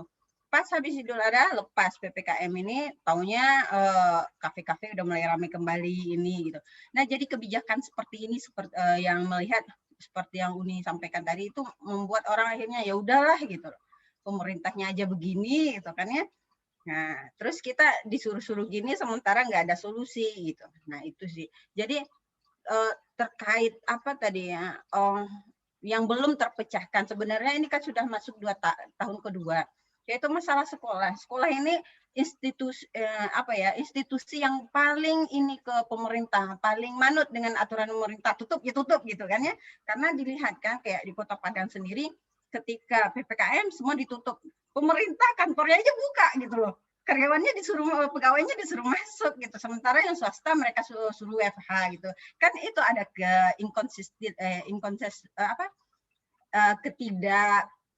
inkonsistenan terhadap apa yang kebijakan yang dibuat. Nah itu jadi ada ketimpangan ya. Yang bikin panik itu adalah ketika anak-anak mereka kehilangan hak pendidikannya gitu. Di sini kalau saya pribadi tidak mempermasalahkan mau jadi guru di rumah nggak masalah. Cuman ketika yang 24 jam cuman kita aja yang interaksi sama anak-anak sepertinya apa ya? Akan ada kecelakaan sosial gitu. Apa kecerdasan sosialnya yang akan tergerus gitu. Lebih kepada itu. Nah itu jadi tapi ada satu hal di sini Uni terkait ada contoh yang Uni beri tadi terkait kepanikan sosial yang ada. Kalau Ani pribadi nggak terlalu tahu yang viral-viral itu berlaku apa yang lagi viral nggak tahu. Ya, kemarin itu tahu masalah susu dari Uni juga kan ya, susunya begitu ya gitu. Nah ini sebenarnya nggak di zaman ini aja nih lihat nggak ketika COVID aja, bahkan di luar COVID dulu ada lagi trennya telolet, semua telolet. Nah ada ini viral apa semua gitu.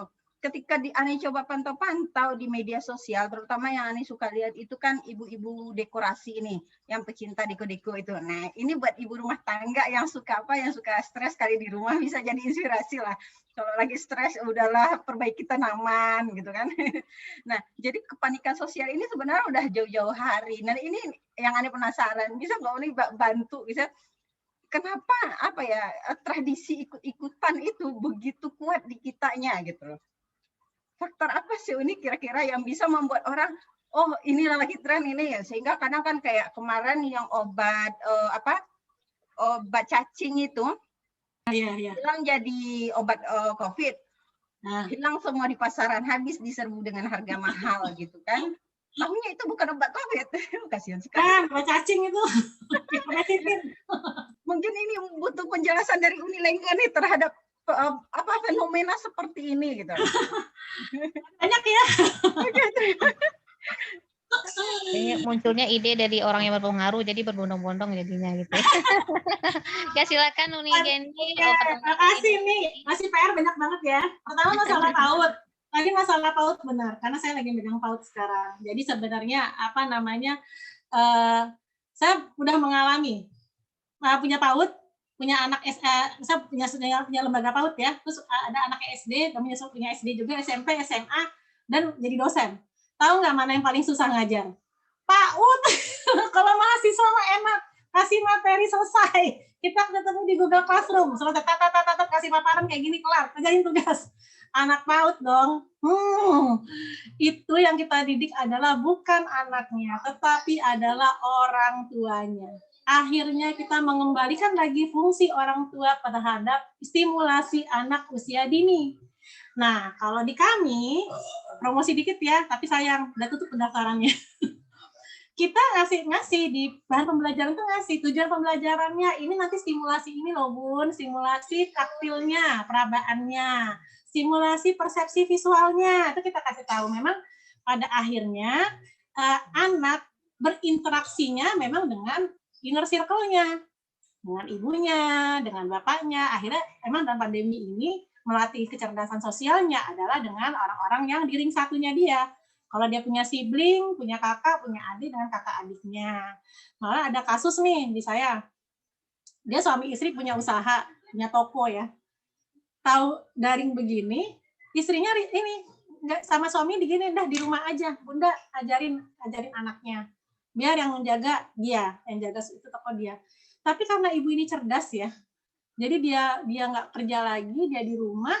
Katanya dia ngomong gini, bun tau nggak bun, gara-gara daring. Kan saya bayarannya buat anak saya nomor 1. Ternyata adiknya ngikut belajar. Jadi dia akhirnya 2 anaknya, anak yang nomor 2 udah pinter. Apapun yang diajarin di sekolah dia dapat. Jadi memang disinilah pembelajaran cepat tadi. Ada kalanya kita ngerasa, apakah kita berinteraksi sosial menunggu sampai sekolah buka? Memang sekolah ideal, tempatnya ideal, tapi kita jangan menunggu. Kalau bisa, kita tetap berfungsikan juga keluarga kita gitu loh. Kan walaupun kita nggak sekolah, kita punya komunitas, ada tetangga gitu. Walaupun PPKM, anak kami tetap main keluar, tapi pakai masker. Coba olahraga, ajak dia olahraga, main bola kah, main badminton kah, bersepeda kah. Di sini kami masih. Jadi memang untuk menunggu ya sambil, memang betul sekolah adalah lembaga yang paling patuh sama peraturan, betul, walaupun ada sih yang kucing-kucingan mah tetap ada. Cuman bedanya apa namanya, kalau kata ini ya, itu pernah dengar paparannya Dirjen PAUD dan sekolah menengah dasar PAUD dasar menengah di ini yang dari pusat bilang, justru sekolah adalah tempat yang tidak terjadi klaster. Itu hebatnya. Yang bikin klaster sekolah itu bukan murid, tapi guru. Karena gurunya pergi kemana-mana, studi tour, kemana-mana pergi, pulang kampung, apa segala, guru justru yang membawa. Tapi sekolah tidak. Kenapa? Karena anak murid pergi ke sekolah dalam kondisi siap belajar. Anak murid ke sekolah itu dibekalin masker sama ibunya, diwanti-wanti cuci tangan. Ketika di kelas duduknya menghadap ke depan semua. Justru malah kalau kata Dirjen ini PAUD dasar dan menengah bilang, sekolah malah aman. Kenapa? Anak protokol kesehatannya jalan. Malah di rumah yang nggak ada orang tuanya, justru malah itu yang bahaya justru. Dia entah pergi main kemana, dia nanti tiba-tiba udah nyangkut di warnet mana, itu yang bahaya justru. Jadi sebenarnya saya juga setuju, kalaupun kondisi kita seperti ini, sambil kita membaca statistik ya, tingkat menyebarannya apakah makin parah, atau stabil, atau menurun, selagi tidak makin parah, saya setuju memang dibuka. Setuju. Karena kenapa? Disitulah kita malah lebih protap. Kita lebih protokol, lebih patuh, lebih manut. Dan alhamdulillah terbukti Januari kita buka sekolah, nggak ada kan klaster sekolah ya. Pun saya dengar ada sekolah swasta yang kena, itu pun karena dari klaster keluarga, bukan klaster sekolah, dan cukup dia isolasi mandiri, nggak ke sekolah, sekolahnya tetap jalan. Ada SMP negeri juga waktu itu kena, dan alhamdulillah tidak mewabah sama sekali di SMP itu. Hanya yang di tracing, ada yang kena, diisolasi, sekolahnya ditutup 2 minggu, setelah itu berjalan lagi. Jadi sebenarnya intinya kalau itu saya setuju sebenarnya. Kayak kami nih di sekolah, kita kayaknya guru udah rewel banget deh. Cuci tangan. Di rumah belum tentu loh. Di rumah belum tentu kan, dia dari mana, megang duit, dari jajan, apa segala, belum tentu seperti itu. Nah itu jadi kalau mengenai masalah ini, ya saya setuju, tapi sambil menunggu kebijakannya muncul, coba kita mungkin ciptakan aja suasana di rumah itu untuk bisa memperkaya stimulasi dia dalam bidang psikososialnya gitu. Terus masalah apa tadi ini? Masalah ini latah ya. Kenapa suka ikut-ikutan orang Indonesia? Nah, teori latah itu di antropologi cuma ada di Asia. Latah, ngidam itu tuh kalau baca literatur antropologi kok dilalahnya ada di Asia ya, kayak gitu ya. Entah kenapa tuh. Di luar negeri nggak dengar tuh latah, ngidam, apalagi kita ada beberapa tuh teori. Jadi latah ikut-ikutan itu sebenarnya Indonesia itu secara sah dan meyakinkan dari peringkat PISA-nya 62 dari 64 negara. Tandanya literasi kita sangat rendah. Kita kadang-kadang ikut sesuatu yang kita memang nggak baca, nggak pelajari. Ikutin aja dulu. Nih ya, nih saya tanya nih, Mama nih, kalau beli blender, beli mixer, dibaca nggak buku petunjuknya? Pasti langsung colok, langsung pakai kan. Padahal di situ udah ditulis tuh kapasitasnya berapa kilo bolehnya, tidak boleh melebihi ini. Kalau adonan kering berapa kan gitu ya. Nah itu kadang-kadang kita gitu, kita kadang melakukan sesuatu nggak literasi gitu loh, nggak baca petunjuk. Nah Begitu juga tadi fenomena susu, fenomena apa segala. Saya gini, latah, kalau itu yang kita ikutin tren yang positif, itu nggak apa-apa. Itu namanya latah konstruktif, itu bahasa saya, nggak ada di buku sosial. Latah yang konstruktif nggak apa-apa. Contohnya apa? Tren nanam aglonema, biarin aja lah kalau itulah. Jadi hijau kita kan. Kita bayangkan betapa oksigen itu mahal saat ini. Betapa oksigen itu susah. Ini teguran nih dari Allah nih. Kita menyia-nyiakan oksigen. Allah ciptain tumbuhan, kita tebang. Nyediain hutan, kita bakar. Nah, mungkin kita mulai dari rumah nih. Kita mulai tanam-tanam deh. Tapi kalau latah yang destruktif, yang merusak tadi ya, beli susu sampai dorong-dorongan, sampai rebut-rebutan, saya dapat kiriman WA sih kayak gitu dari temen. Nah itu udah destruktif, tuh udah merusak, nggak usah lah, nggak usah dipaksakan yang kayak gitu. Susu juga banyak kok gitu, nggak hanya yang ada gambar beruangnya lah, yang lain juga sama sehatnya. Jadi kalau semisal, kalau menurut saya teman-teman kalau bisa bukan jadi followernya, tapi jadi role modelnya. Misalnya Ani sekarang kepikiran apa nih? Coba Ani bikin orang latah sama Ani gitu. Ani mau bikin apa misalnya gitu. Jadi kan kita yang punya follower gitu loh. Oh, latahnya karena ini gitu. Saya kemarin tuh kan sempat ada tren bikin konektor masker dari rajut. Saya perhatiin orang-orang yang di rumah udah mulai seneng nih ngerajut gitu kan. Nah bagi saya itu nggak apa-apa juga sih. Maksudnya itu konstruktif gitu kan. Jadi yang tadinya mungkin nggak pernah megang benang sama jarum, sekarang jadi pegang gitu kan, benang sama jarum rajut. Memang saya akuin rumah saya salah satu yang terkena latah tanaman, memang iya betul. Yang tadinya saya orangnya sangat males gitu ya, maksudnya bercocok tanam, sekarang halaman rumah saya sudah penuh sampai udah ada lengkeng, ada melon, lemon, semuanya pada tumbuh, aglonema juga ngambil dari mertua. Jadi situasi pandemi ini nggak apa-apa, cari aja hobi apa gitu, hobi apa, suka apa, mau latah apa silakan. Cuman konstruktif. Kalau tadi kan teori adaptasi kan menyesuaikan diri secara positif. Nah kalau jadi malah positif nggak apa-apa. Tapi kalau malah jadi negatif, latahnya latah karena di TV ngeliatin artis koleksi tas. Nah itu mah destruktif lah, itulah nggak usah diikutin lah, mana tasnya mahal, dipakai juga enggak. Memang kalau kita punya tas 20, koleksi 20-20 dipakai kan, masa yang dipakai kan. Punya 2 juga orang nggak tahu kok kita cuma punya 2 gitu kan. Jadi kayak gitu-gitu, jadi nggak usah kalau yang itu. Ya, ikutin aja lah tren-tren yang positifnya aja lah. Jadi kalau saya pribadi tuh nih, kalau ditanya pendapat mengenai masalah fenomena ikut-ikutan, ya nggak apa-apa. Kita kan sebagai umat manusia juga ikut-ikutan. Ikut-ikutan siapa? Ikut-ikutan Rasulullah kan. Maksudnya segala yang beliau contohkan, beliau amalkan kan, kita kan sekarang juga mau jadi followernya nih. Nggak apa-apa juga. Kayak kita sekarang mengkonsumsi madu, mengkonsumsi susu, ya itu mungkin juga cara kita untuk mengikuti cara sehat Rasulullah, jadi followernya nggak apa-apa. Itu deh kalau menurut saya sih, nggak, ya pokoknya ya begitulah. Gimana nih? Agak Ya, jadi Uni, itu jawaban dari Nigeni, Uni Nur Hasni. Terima kasih Uni Geni. Kalau latah yang pas dikagetin itu beda kasus ya. Terima kasih. Ya kalau misalnya jadi positif sih nggak apa-apa. Mungkin kayak gini ya. Tadi kan ketika pada dengar susu beruang sehat, mungkin kita agak tadi itu literasi kita tingkatin lagi. Apakah kandungan susu beruang kita bandingin sama susu lain sama? Nggak apa-apa, kita jadi tadinya nggak suka susu, jadi ikut-ikutan minum susu nggak apa-apa. Tapi juga jangan sampai yang kayak di video itu, sampai rebutan, dorong-dorongan, sampai wah brutal banget deh. Ya jangan gitu juga gitu. Ikutin, tapi yang sewajarnya. Iya. Terima kasih nih Geni. Ya, kita melakukan perubahan yang positif. Salah satunya bisa juga ini.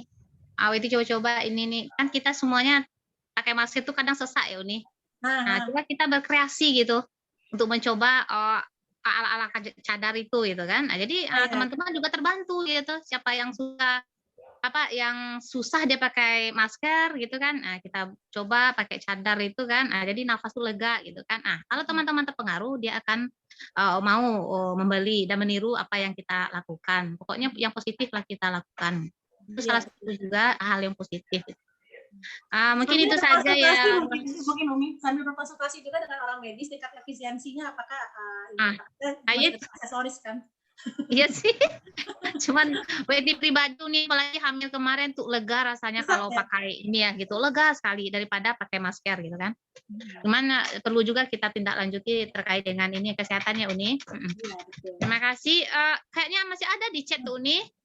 Coba baca, coba lihat. Ada satu lagi di chat dari ibu apa tuh? Ibu Tanti. Nanti, ini temanku juga ini. Teman-teman mereka jalan pakaian, tokonya suruh tutup. Tuh gimana mereka dengan tahu dan Oke. Nah, ini yang tadi nih Tanti, pembelajar cepat.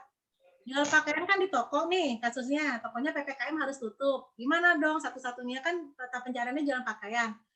Ubah dari jualan di pasar menjadi dengan format digital. Coba dibantu. Daftarin ke Tokopedia atau ke Shopee atau ke Bukalapak. Jadi kita harus buru-buru cepat cari ininya, cari penggantinya. Formatnya kita ubah langsung. Kan barangnya tetap ada kan? Barangnya standby. Udah kita ini aja, kita langsung putar otak gimana. Mungkin kalau misalnya sekarang nih, coba nanti aku bantu share nanti. Ada kemarin dari Kominfo tentang UMKM digital. Nah, kita mulai itu tadi salah satu pembelajar cepat itu. Insya Allah kan Allah juga ngasih kan tiap kemudahan, setiap kesulitan ada kemudahan, pasti ada satu paket dengan solusinya. Coba pakai format digital, jualannya coba online, manfaatkan semua sosial media. Saya yakin insya Allah ada jalannya di situ gitu. Jadi kalau memang menunggu toko, malah jangan-jangan lama-lama kalau di online lebih sukses, udah nggak butuh toko tuh nanti lama-lama. Tokonya nggak perlu lagi sewa-sewa toko, nggak usah apa, cukup dari rumah gitu. Jadi insya Allah itu aja dibantu untuk mencari format yang lain. Memang di sini membutuhkan itu sih pada akhirnya, membutuhkan ide-ide cepat gitu lah, ide-ide cemerlang gitu pada akhirnya. Gitu nanti. Jadinya mana tadi tercatnya? Nah, sampai hari ini belum boleh buka. Iya. Jadi kalau perlu itu aja. Kalau perlu mengubah dari format ini, dari format yang jualan tatap muka menjadi jualan online. Gimana nanti?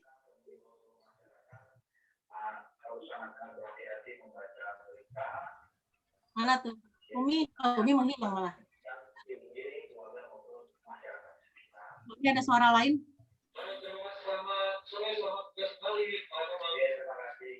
Tunggu. Ini ada suara lain ya? Mohon suara siapa? Dari mana tuh? Udah nih. Ya. Udah menunjukkan jam 3 kurang 5 menit. Bagaimana Uni, Ibu? Uni, ini ada satu nih kasus nih. Kita tadi ke penjelasan Uni ya, pertanyaan dari web juga. Penjelasan kita hendaklah ikhtiar kan gitu nih untuk menghadapi kondisi hari ini gitu kan. Nah, udah ikhtiar kita, tapi ada kejadian gitu ya di satu kampung, ada daerah kan disarankan untuk vaksin. Nah, itu dalam minggu belakang ini rata-rata tiap hari meninggal nih yang setelah vaksin itu. Nah, itu ketakutan. Jadi ikhtiarnya udah jadi berubah menjadi ketakutan jadinya gitu. Orang untuk vaksin. Nah, ini gimana ini nih? Apa yang harus kita inikan gitu? Secara statistik berapa yang meninggal per hari setelah vaksin? Saya gini, orang yang menerima vaksinnya itu yang meninggal berapa orang? Ini kita bicara statistik data dulu deh. Jumlahnya yang salah satu kampung ya, ini gitu. Kemarin ada satu, dapat informasi dia setelah vaksin 4 hari yang lewat katanya. Terus tadi pagi juga ada sebelumnya vaksin, gitu. Jadi ada momo seperti itu di share juga di media. Jadi ada ketakutan bagi kita untuk vaksin itu. Nah, ini realita yang hari ini kita hadapi gitu. Makanya ada meningkat ketakutan untuk melakukan vaksin itu Uni gitu. Ya. Memang sih pada akhirnya memang butuh pengetahuan ya seputar vaksin ya. Kalau yang saya alamin setelah vaksinnya Wet ya, itu memang turun ngedrop imun tubuh memang malah turun, bukannya malah jadi kuat. Karena punya alergi rinitis, saya kambuh alergi itu hampir seminggu. Jadi mampet hidung, mata merah, kayak orang flu tapi nggak demam. Nah, yang orang lupa, vaksin itu kan dia yang dimasukkan virus ke dalam tubuh. Jadi sebenarnya kondisi badan kita memang lagi nggak sehat. Nah, khawatir ketika kita habis vaksin itu dia melakukan rutinitas lebih daripada yang biasanya, atau rutinitas normal yang justru beresiko gitu.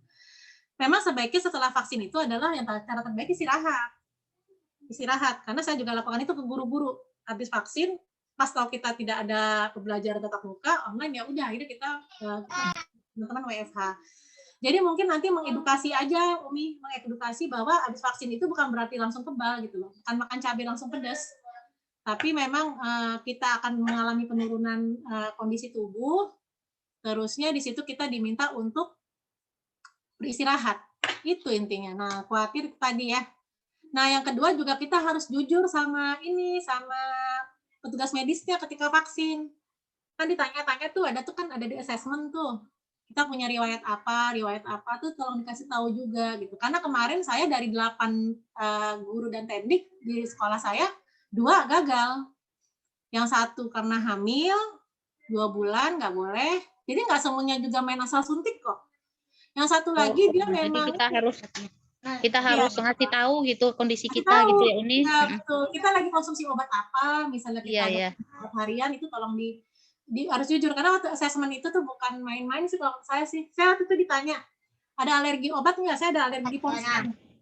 Terus saya jawab waktu itu, saya ada alergi obat konstan gitu. Jadi apa namanya, ya itu terlepas dari, tapi kalau kita bicara statistik ya, bicara data, saya yakin jumlah yang meninggal setelah vaksin sama yang masih bertahan setelah vaksin, ya secara data pasti lebih banyak yang masih bertahan ya. Makanya kita perlu juga tahu ini berapa angkanya gitu. Tapi itu aja sih, diedukasi aja mengenai vaksin ini, bahwasannya bukan berarti habis itu kita, nah itu kan sempat dulu kena tegur tuh influencer ya, YouTuber Raffi Ahmad ya. Habis vaksinnya kumpul-kumpul kan sama teman-temannya, nah itu kan kena tegur juga. Bukan berarti habis vaksin dia sudah bebas, enggak, justru malah dia harus menahan diri, banyak istirahat biar vaksinnya bisa bekerja. Itu sih. Iya, berarti adaptasi ya nih. Terus kita juga jujur gitu memberikan kenapa nih? Ya, memberikan jujur kepada tim, contohnya dokter gitu, bagaimana kondisi kita gitu ya Uni. Jadi tidak ada terjadi kesalahan gitu yang kadang kan kita takut, kita misalnya bakso bindangnya disuruh-suruhan apa ya penyakit yang ada Jawa gitu kan, seperti itu. Jadi mungkin salah satunya seperti itu ya Uni, kita memberikan arahan dan kepada masyarakat terutama keluarga kita gitu ya, bagaimana sadar akan vaksin. Tapi di pribadi juga takut-takut nih, kami belum ada vaksin. Karena hamil, kemarin kan berarti karena hamil kan nggak boleh kan? Iya Uni. Menyusui juga nggak boleh bukan? Menyusui, Ibu Sui? Nggak boleh nih? Tidak. Yang dulu awal-awal nggak boleh, kalau sekarang nggak tahu sih. Dulu nggak boleh, ada kawan nggak boleh karena menyusui. Apalagi kalau eksklusif nggak boleh itu. Berarti alhamdulillah aman, soalnya takut nih. Ya tidak terasa, alhamdulillah udah jam 3, Masya Allah luar biasa. Walaupun kita pertama tadi dilihat lebih kurang 25 orang ya, tapi mungkin karena keadaan juga teman-teman ada yang tidak berhadir hari ini. Penjabaran dari Uni luar biasa ya terkait dengan materi kita, kelelahan sosial di masa pandemi dan bagaimana pandangan dari Islam. Untuk menutupnya boleh Uni sedikit sekilas dari Uni, closing statement dari Uni gitu ya. Silakan Uni. Ambil tag-nya Salima aja lah, daripada mengutuk kegelapan, mendingan nyalakan lilin. Itu siapa sih yang bikin? Itu ada di Facebook itu. Udah nyalakan lilin harapan, itu tadi. Apa yang bisa, ya tadi ya, kayak pengalaman saya arung jeram ya, kalau kita sudah ada di kapal yang bocor, kapal yang terbalik, jangan memaksa diri untuk melawan arus gitu loh. Maksudnya itu akan ngabisin energi kita. Coba kita berusaha untuk tenang, ikutin arusnya sampai mana, sampai kita punya pegangan untuk bisa menyelamatkan diri. Jadi intinya kita ikhtiar terus, tapi dengan kondisi tetap tenang. Saya yakin pertolongan Allah ada. Maksudnya orang baik banyak kok di Indonesia. Cuman orang nggak baiknya viral. Itu aja. Orang yang nggak baiknya mungkin lebih famous daripada orang baiknya. Tapi orang baik banyak lah di Indonesia. Saya yakin ini ujian dari kita, ujian buat kita gitu ya. Sampai mana sih kita bisa menghadapi. Cuma memang kasih aja positive vibe ya. Getaran positif lah, kasih aja kita satu hal yang positif vibe, apa sih di Indonesia? Getaran positif ya. sugesti yang positif lah, kasih ke lingkungan kita sehingga orang juga bisa bisa ikut bangkit bersama. Jadi kalau ada ibaratnya kita lihat orang-orang tenggelam, jangan sekedar menyoraki gitu loh, menyoraki dia tenggelam. Kita ulurin tangan kita buat bantu dia keluar dari masalahnya. Nah, kayak tadi pertanyaan-pertanyaan tadi, kalau kita ketemu ada saudara kita yang mungkin terdampak karena PPKM tidak bisa jualan, coba kita bantu putar otak gimana caranya. Apakah kita belajar untuk membuat format digital, apakah kita bantu marketingnya, kita hubungi teman kita untuk menjadi resellernya, apapun lah pokoknya. Apapun yang bisa kita kerjakan. Pokoknya waktu berjalan, dunia berputar, and people change, dan manusia berubah. Kalau kita nggak berubah, kita kalah. Dah, itu aja, Umi. Terima kasih Uni. Ya, ini ada tanggapan dari Ibu Bilkis nih, Masya Allah luar biasa, sangat cerdas dan unik bahasa Uni. Jangan kita melawan arus. Ibu Bilkis ya, tanggapannya Masya Allah luar biasa. Betty coba ini ya simpulkan tadi pemaparan dari Uni, memaparkan tentang sebab akibat dari perubahan sosial dengan adanya pandemi, terus ada solusi-solusi yang harus kita lakukan, dibungkus dengan keikhlasan dan kesabaran dan ikhtiar. Terus Betty coba rangkai dengan sebuah pantun sebelum kita tutup. Jalan-jalan ke pasar raya, dapat barang banyak yang murah-murah.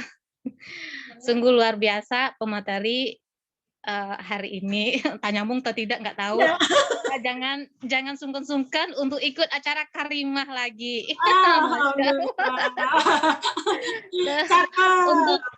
Untuk menutup kegiatan kita hari ini, kami tim panitia minta maaf terjadi tadi kesalahan teknis, tapi Masya Allah luar biasa berjalan juga kegiatan Karimah, ilmu yang kita dapatkan dari Unigeni. Marilah kita tutup kegiatan kita ini dengan penutup majelis. Alhamdulillah. Saya minta maaf, Weti Susanti, kalau ada yang tidak berkenan, saya sudahi dengan Assalamualaikum warahmatullahi wabarakatuh. Terima kasih semua, mohon maaf lahir batin kalau ada salah. Sampai ketemu di lain kesempatan. Iya, terima kasih juga Unigeni selaku pemateri dan ibu-ibu yang berhadir ya. Dilihat dari wajah-wajahnya, ini peserta Karimah sebelumnya juga nih bergabung nih, Masya Allah luar biasa. Mudah-mudahan jangan bosan untuk kegiatan-kegiatan Karimah selanjutnya. Kita insya Allah akan adakan tiap bulan dengan tema dan pemateri yang berbeda. Boleh, silahkan Lev. Ya, makasih semua ya. Terima kasih.